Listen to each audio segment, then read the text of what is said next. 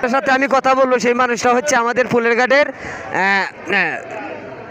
শফিকুল ভাই, একজন প্রবাসী বক্তা, প্রবাসী রেমিটেন্স যোদ্ধা।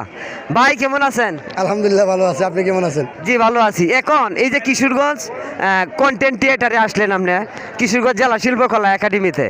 এখন ভাই আপনার কাছে আমার প্রশ্ন, আজকে একটু ওয়াজ পড়বেন, আপনি তো প্রবাসী বক্তা, আচ্ছা ঠিক এই কন্টেন্ট থিয়েটারের, হ্যাঁ এই বললে কি আপনি একটু ওয়াজ পড়বেন, আর আমরা যারা আছি সবাই শুনবো। এই আপনার যে একটা মুহের যে একটা বাণী, একটা কথা সারা ওয়ার্ল্ডের মধ্যে, পৃথিবীর মধ্যে সবাই দেখতেছে।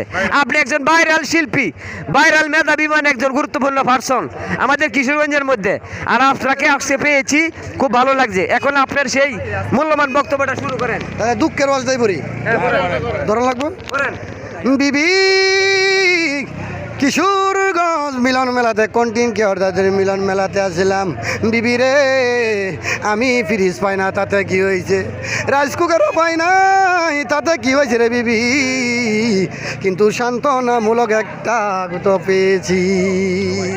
এই জন্য বলি আমরা সবার জন্য সবাই দোয়া করব, আল্লাহ যেন আমাদেরকে আরেকবার মিলন হওয়ার তৌফিক দান করে।